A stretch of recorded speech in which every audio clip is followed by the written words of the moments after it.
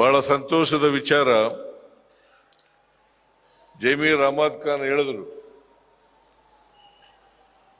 ಈ ವರ್ಷ ವಿಶೇಷವಾಗಿ ಈ ಹಬ್ಬವನ್ನು ಆಚರಣೆ ಮಾಡ್ತಾ ಇದ್ದೀವಿ. ನೀವು ಬರಲೇಬೇಕು ಅಂತೇಳಿ ಹೇಳಿದ್ರು. ಎಲ್ಲರೂ ಒಟ್ಟುಗೂಡಿ ಈ ಹಬ್ಬವನ್ನು ಆಚರಣೆ ಮಾಡ್ತಾ ಇರೋದ್ರಿಂದ ನೀವು ಬರಲೇಬೇಕು ಅಂತೇಳಿ ಒತ್ತಾಯವನ್ನು ಮಾಡಿದ್ರು. ಹಾಗಾಗಿ ಇಂಥ ಬೃಹತ್ ಸಭೆಯಲ್ಲಿ ನಿಮ್ಮನ್ನೆಲ್ಲ ಉದ್ದೇಶಿಸಿ ಭಾಷಣ ಮಾಡ್ತಕ್ಕಂಥ ಅವಕಾಶ ಸಿಕ್ಕಿದೆ. ಅದಕ್ಕಾಗಿ ನಾನು ಈ ಸಂಘಟಕರಿಗೆ ಧನ್ಯವಾದಗಳನ್ನು ಹೇಳಲಿಕ್ಕೆ ಬಯಸ್ತಾ ಇದ್ದೇನೆ.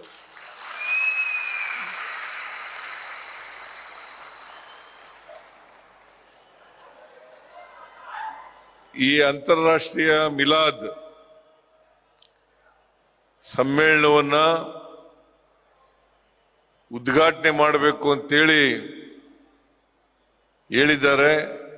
ಇದನ್ನ ಅತ್ಯಂತ ಸಂತೋಷದಿಂದ ಉದ್ಘಾಟನೆಯನ್ನ ಮಾಡಿದ್ದೇನೆ ಅಂತಕ್ಕಂಥ ಮಾತುಗಳನ್ನ ಹೇಳಲಿಕ್ಕೆ ಬಯಸ್ತಾ ಇದ್ದೇನೆ.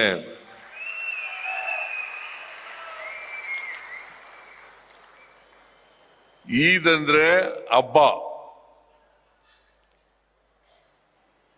ಮಿಲಾದ್ ಉನ್ ನಬಿ ಅಂದರೆ ಪ್ರವಾದಿ ಮಹಮ್ಮದ್ ಅವರ ಹುಟ್ಟಿದ ದಿನ ಎಂದರ್ಥ. ಇವತ್ತು ನೀವೆಲ್ಲರೂ ಕೂಡ ಅತ್ಯಂತ ಸಂಭ್ರಮದಿಂದ, ಸಂತೋಷದಿಂದ, ಸಡಗರದಿಂದ ಮಹಮ್ಮದ್ ಪ್ರವಾದಿಯವರ ಹುಟ್ಟಿದ ದಿನವನ್ನು ಆಚರಣೆ ಮಾಡ್ತಾ ಇದ್ದೀರಿ. ನಾನು ಕೂಡ ಈ ಹುಟ್ಟಿದ ದಿನ ಕಾರ್ಯಕ್ರಮದಲ್ಲಿ ಭಾಗವಹಿಸಿ ಅವರಿಗೆ ಗೌರವವನ್ನು ಸಲ್ಲಿಸ್ತಕ್ಕಂಥ ಕೆಲಸವನ್ನ ಮಾಡ್ತಾ ಇದ್ದೇನೆ ಅಂತಕ್ಕಂಥ ಮಾತುಗಳನ್ನು ಹೇಳಲಿಕ್ಕೆ ಬಯಸ್ತಾ ಇದ್ದೇನೆ. ಒಂದು ಅಂದಾಜಿನ ಪ್ರಕಾರ ಅವರು ಹುಟ್ಟಿ 1500 ವರ್ಷಗಳು ಆಗಿದ್ದಾವೆ ಅಂತೇಳಿ ನಾವೆಲ್ಲರೂ ಕೂಡ ತಿಳ್ಕೊಂಡಿದ್ದೇವೆ. ಇಂಥ ಪವಿತ್ರವಾದ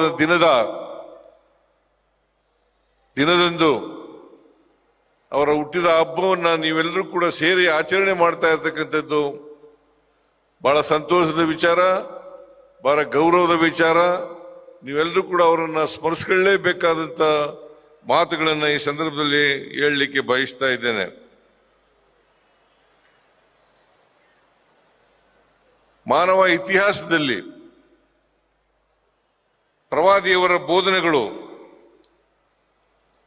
ಅನೇಕ ಕ್ರಾಂತಿಕಾರಿಕ ಬದಲಾವಣೆಗಳನ್ನ ಸಮಾಜದಲ್ಲಿ ಮಾಡಿದ್ದಾವೆ ಅಂತಕ್ಕಂಥ ಮಾತುಗಳನ್ನ ಹೇಳಲಿಕ್ಕೆ ಬಯಸ್ತಾ ಇದ್ದೇನೆ. ಪ್ರವಾದಿಯವರು ಜನಿಸುವುದಕ್ಕಿಂತ ಮುಂಚಿತವಾಗಿ ಅರಬ್ಬಿನ ಮರಳುಗಾಡಿನಲ್ಲಿ ಅನೇಕ ಪಶುಪಾಲಕ ಬುಡಕಟ್ಟು ಜನಾಂಗದವರು ವಾಸ ಮಾಡ್ತಾ ಇದ್ರು. ಅವ್ರಿಗೆ ಒಬ್ರಿಗೊಬ್ರನ್ನ ಕಂಡ್ರೆ ಆಗ್ತಾ ಇರಲಿಲ್ಲ. ಬಹಳ ಮುಖ್ಯವಾಗಿ ಅವತ್ತು ಕುರಿ, ಮೇಕೆ, ಒಂಟೆಗಳನ್ನ ಸಾಕ್ತಕ್ಕಂಥ ಕೆಲಸವನ್ನು ಮಾಡ್ತಾ ಇದ್ರು. ಇನ್ನು ಕೆಲವು ಬುಡಕಟ್ಟಿನ ಜನರು ವ್ಯಾಪಾರ ಮಾಡ್ತಾ ಇದ್ದಂತ ಜನರಿಗೆ ರಕ್ಷಣೆಯನ್ನ ಕೊಡ್ತಕ್ಕಂಥ ಕೆಲಸವನ್ನು ಮಾಡ್ತಾ ಇದ್ರು. ಸಾಮಾನ್ಯವಾಗಿ ವಿವಾಹ, ಊಟ, ಪ್ರಾರ್ಥನೆ ಮುಂತಾದವುಗಳಲ್ಲಿ ಮನುಷ್ಯ ಸಮಾಜದೊಳಗಿನ ಅಸಮಾನತೆ, ತಾರತಮ್ಯಗಳನ್ನು ತೊಡೆದುಹಾಕಲು ಪ್ರವಾದಿಯವರು ಇನ್ನಿಲ್ಲದ ಪ್ರಯತ್ನಗಳನ್ನು ಮಾಡಿದ್ರು ಅಂತಕ್ಕಂಥದ್ದನ್ನ ಅರ್ಥ ಮಾಡ್ಕೋಬೇಕಾಗ್ತದೆ. ಪ್ರಾರ್ಥನೆ ಮಾಡುವಾಗ ಬಡವ ಶ್ರೀಮಂತರೆನ್ನದೆ ಭುಜಕ್ಕೆ ಭುಜ ತಾಗಿಸಿ ನಿಲ್ಲಬೇಕು. ಎದುರು ಬಂದವರನ್ನು ವ್ಯತ್ಯಾಸ ಮಾಡದೆ ಅಪ್ಪಿಕೊಳ್ಳಬೇಕು. ಇದು ಮತ್ತೆ ಒಂದೇ ಪಂಕ್ತಿಯಲ್ಲಿ ಊಟಕ್ಕೆ ಕೂರಬೇಕು ಅಂತಕ್ಕಂಥದ್ದು ಪ್ರವಾದಿಯವರು ಮಾಡಿದಂಥ ಪ್ರಯತ್ನ ಅಂತಕ್ಕಂಥ ಮಾತುಗಳನ್ನು ಹೇಳಿದ್ರೆ ಇದು ಸಾಮಾನ್ಯವಾದಂಥ ವಿಚಾರ ಅಲ್ಲ. ಎಲ್ಲರನ್ನು ಕೂಡ ಒಟ್ಟುಗೂಡಿಸ್ತಕ್ಕಂಥದ್ದು, ಒಂದೇ ವೇದಿಕೆಯಲ್ಲಿ ಪ್ರಾರ್ಥನೆ ಮಾಡ್ತಕ್ಕಂಥದ್ದು, ಒಟ್ಟಿಗೆ ಕೂತು ಊಟ ಮಾಡ್ತಕ್ಕಂಥದ್ದು, ಪರಸ್ಪರ ಎದುರು ಬಂದವರನ್ನ ಅಪ್ಕೊಳ್ತಕ್ಕಂಥದ್ದು ಇದೆಯಲ್ಲ, ಇದು ಮಾನವೀಯತೆಯ ಲಕ್ಷಣ ಅಂತಕ್ಕಂಥ ಮಾತುಗಳನ್ನು ಹೇಳಲಿಕ್ಕೆ ಬಯಸ್ತೇನೆ. ಒಂದ್ ಕಡೆ ಇನ್ನೊಬ್ಬ ಬಾವಿಯವರು ಹೇಳ್ತಾರೆ, ಬರೆದಿದ್ದಾರೆ, ಏನಪ್ಪಾ ಅಂತಂದ್ರೆ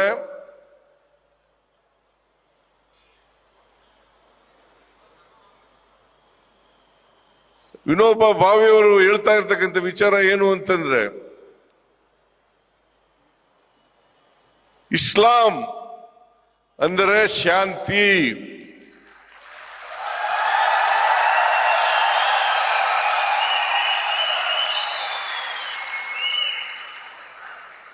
ಮೊಹಮ್ಮದ್ ಪ್ರವಾದಿ ಅಂದ್ರೆ ಶಾಂತಿ ದೂತ.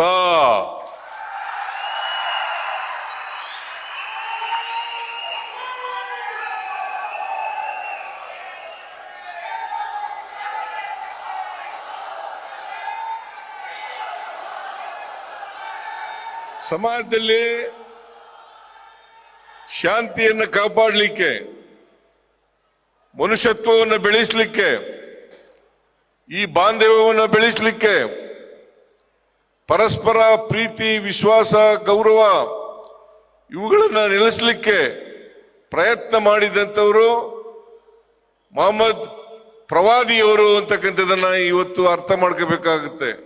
ಹೇಗೆ 12ನೇ ಶತಮಾನದಲ್ಲಿ ಬಸವಣ್ಣವರು ಸಮಾಜದಲ್ಲಿ ಜಾತಿ ಹೋಗ್ಬೇಕು, ವರ್ಗ ಹೋಗ್ಬೇಕು, ಎಲ್ಲರೂ ಕೂಡ ಸಮಾನತೆಯಿಂದ ಬಾಳ್ಬೇಕು, ಮನುಷ್ಯತ್ವದಿಂದ ಬಾಳ್ಬೇಕು, ಸಮಾನತೆ ಬರಬೇಕು, ಸಮಾಜ ನಿರ್ಮಾಣ ಆಗಬೇಕು ಅಂತ ಹೇಳಿ ಪ್ರಯತ್ನವನ್ನು ಮಾಡಿದ್ರು. ಅದೇ ರೀತಿಯಲ್ಲಿ ಮೊಹಮ್ಮದ್ ಪ್ರವಾದಿಯವರು ಈ ಮನುಷ್ಯತ್ವ ಬೆಳಿಬೇಕು, ಪರಸ್ಪರ ದ್ವೇಷ ಅಸೂಯೆಗಳಿರಬಾರ್ದು, ಪ್ರೀತಿ ವಾತ್ಸಲ್ಯಗಳು ನೆರಬೇಕು, ಕರುಣೆ ನೆಲೆಸಬೇಕು ಅಂತಕ್ಕಂಥದನ್ನ ಪ್ರಯತ್ನವನ್ನ ಮಾಡಿದ್ರು ಅಂತಕ್ಕಂಥದನ್ನ ಹೇಳಲಿಕ್ಕೆ ಇವತ್ತು ನಾನು ಪ್ರಯತ್ನವನ್ನು ಮಾಡ್ತಾ ಇದ್ದೇನೆ. ಅದರಿಂದ ಮೊಹಮ್ಮದ್ ಪೈಗಂಬರ್ರವರು, ಪ್ರವಾದಿಯವರು, ಈ ದೇಶದಲ್ಲಿ ಯಾವುದೇ ಧರ್ಮ ಇರಬಹುದು, ಆ ಧರ್ಮ ಸಹಿಷ್ಣುತೆಯನ್ನ ಬೆಳೆಸ್ಕೊಳ್ತಕ್ಕಂಥದ್ದು ಅತ್ಯಂತ ಅವಶ್ಯ. ನಮ್ಮ ಸಂವಿಧಾನದಲ್ಲೂ ಕೂಡ ಬಹಳ ಸ್ಪಷ್ಟವಾಗಿ ಹೇಳಿದ್ದಾರೆ, ಸಹಿಷ್ಣುತೆ, ಪರಮ ಧರ್ಮವನ್ನ ಪ್ರೀತಿಸ್ತಕ್ಕಂಥದ್ದು, ಬೇರೆ ಧರ್ಮವನ್ನ ಸಹಿಸ್ಕೊಳ್ತಕ್ಕಂಥದ್ದು. ಆ ಸಹಿಷ್ಣುತೆಯನ್ನ ಬೆಳೆಸ್ಕೊಂಡ್ರೆ ಬಹುಶಃ ಮನುಷ್ಯತ್ವ ತಾನಾಗೇ ಬೆಳೀತದೆ ಅಂತಕ್ಕಂಥ ಮಾತುಗಳನ್ನ ಹೇಳಲಿಕ್ಕೆ ಬಯಸ್ತಾ ಇದ್ದೇನೆ. ಇದನ್ನ ಮೊಹಮ್ಮದ್ ಪ್ರವಾದಿಯವರು ಜೀವನದುದ್ದಕ್ಕೂ ಮಾಡಿದ್ರು ಅಂತಕ್ಕಂಥದನ್ನ ಹೇಳ್ತಾ, ಇವತ್ತು ನೀವೆಲ್ಲರೂ ಕೂಡ ಸೇರಿ, ಇಷ್ಟೊಂದು ದೊಡ್ಡ ಪ್ರಮಾಣದಲ್ಲಿ ಸೇರಿ ಮೊಹಮ್ಮದ್ ಪ್ರವಾದಿಯವರ ಹುಟ್ಟಿದ ದಿನವನ್ನು ಆಚರಣೆ ಮಾಡ್ತಾ ಇದ್ದೀರಿ. ಅವರು ಯಾವ ದಾರಿಯನ್ನ ಹಾಕೊಟ್ಟಿದ್ದಾರೆ ಆ ದಾರಿಯಲ್ಲಿ ನಡೀತಕ್ಕಂಥ ಪ್ರಯತ್ನವನ್ನು ಮಾಡ್ತಕ್ಕಂಥದ್ದೇ ಅವರಿಗೆ ನಾವು ಸಲ್ಲಿಸ್ತಕ್ಕಂಥ ಮಹಾನ್ ಗೌರವ ಅಂತಕ್ಕಂಥ ಮಾತುಗಳನ್ನ ಹೇಳಲಿಕ್ಕೆ ಬಯಸ್ತಾ ಇದ್ದೇನೆ.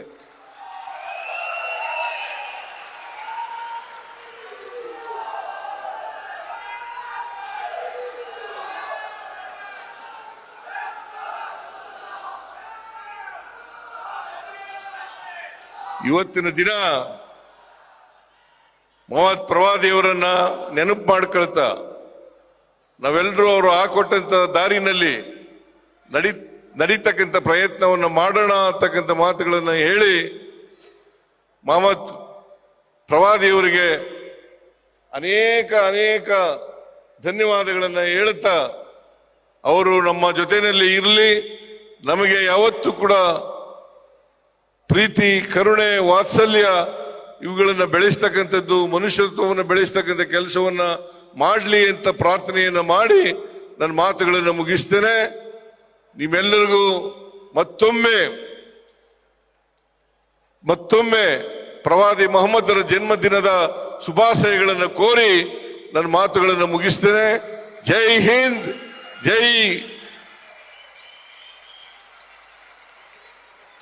ಜೈ ಕರ್ನಾಟಕ, ಜೈ ಹಿಂದೂ ಮುಸಲ್ಮಾನ್. ನಿಮ್ಮೆಲ್ಲರಿಗೂ ನಮಸ್ಕಾರ. ನ್ಯೂಸ್ ಫಸ್ಟ್ ನಿರ್ಭೀತಿಯಿಂದ ನಿಮ್ಮ ಪರವಾಗಿ.